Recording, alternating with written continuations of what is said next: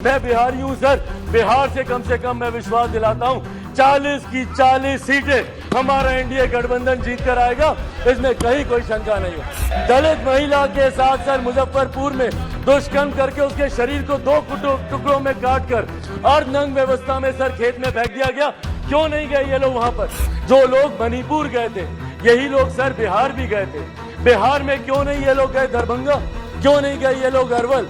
क्यों नहीं गए ये लोग मुजफ्फरपुर? देश के किसी भी कोने में किसी भी माँ बेटी के साथ ऐसी घटना हो रही है तो वो अक्षम्य है, वो निंदनीय है और उसको कोई बर्दाश्त नहीं कर सकता। आपको चर्चा करनी होगी बंगाल पर, चर्चा करनी होगी आपको बिहार पर, चर्चा करनी होगी आपको राजस्थान पर, चर्चा करनी होगी आपको कर्नाटका पर। सर ये देश एक है सर, आप इसको ऐसे टुकड़ों में बांटकर आप नहीं आइसोलेट करके आप अपने विषयों को उठा सकते। जिनको बिहार की जनता ने रिजेक्ट कर दिया, देश की जनता उनको कैसे अपनाएगी, ये बहुत बड़ा सपना दिन में ये देख रहे हैं। सर इस सदन में आए अविश्वास प्रस्ताव के विरोध में अपनी बातों को रखने के लिए मैं अपनी पार्टी लोक जनशक्ति पार्टी रामविलास की तरफ से सर मैं खड़ा हुआ हूं।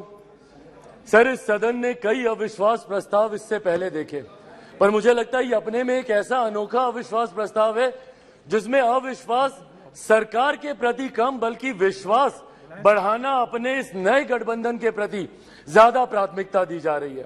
इन लोगों को इस बात को दर्शाना है कि किस तरीके से ये गठबंधन इनके साथ है, जिस गठबंधन को बनाने का ये लोग एक लंबे समय से ये लोग प्रयास कर रहे हैं।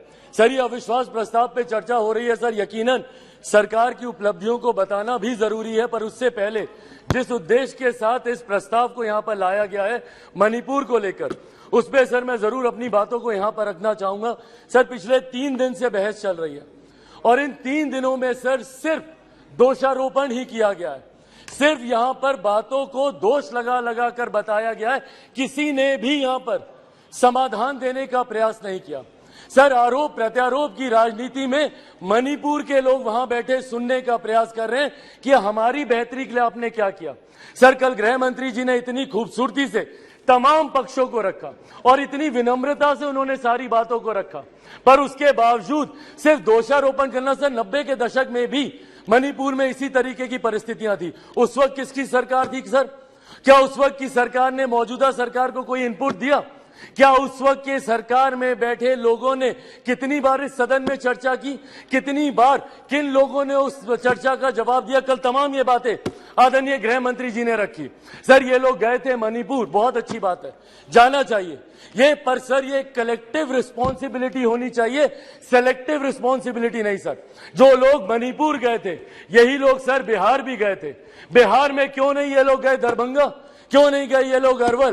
क्यों नहीं गए ये लोग मुजफ्फरपुर? अभी बछवाड़ा में सर एक छोटी सी बच्ची के साथ दुष्कर्म करके 10 साल की बच्ची, उसको तेजाब छिड़क कर उसको जलाकर मार दिया गया। उसके शरीर को अपने ही घर में 10 फीट गड्ढे में उसको दफना दिया गया। दलित महिला के साथ सर मुजफ्फरपुर में दुष्कर्म करके उसके शरीर को 2 टुकड़ों में काट कर अर्धनग्न व्यवस्था में सर खेत में फेंक दिया गया।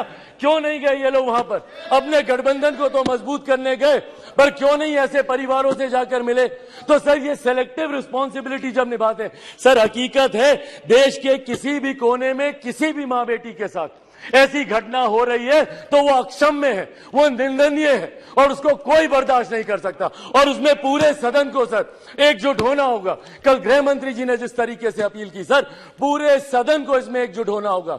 इसमें आप आइसोलेट करके नहीं दे सकते कि जहां आपकी सरकार है वहां की घटनाओं को आप छुपाएंगे और जहां दूसरों की सरकार है वहां की घटनाओं को आप उठाएंगे। आपको चर्चा करनी होगी बंगाल पर, चर्चा करनी होगी आपको बिहार पर, चर्चा करनी होगी आपको राजस्थान पर, चर्चा करनी होगी आपको कर्नाटका पर।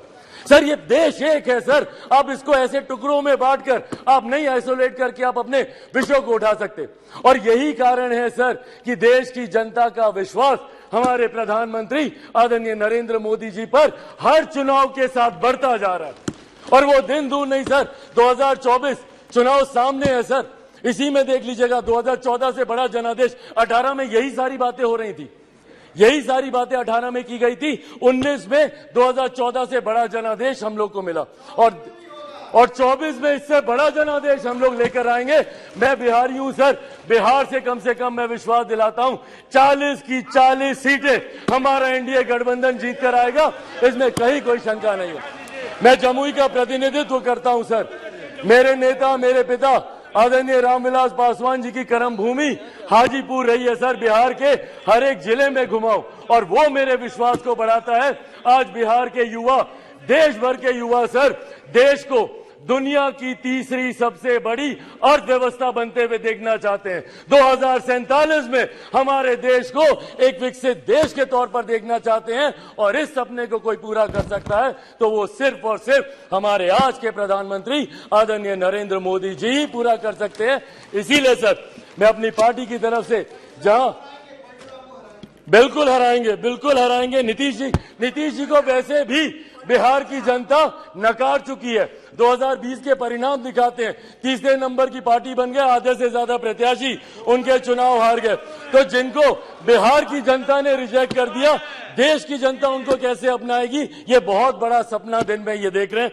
इसी के साथ सर मैं इस सदन में आए इस अविश्वास प्रस्ताव के विरोध में अपनी बातों को रखते हुए लोक जनशक्ति पार्टी रामविलास पूर्ण समर्थन हमारी एनडीए की सरकार, हमारे मौजूदा प्रधानमंत्री आदरणीय नरेंद्र मोदी जी को देती है। बहुत बहुत धन्यवाद सर।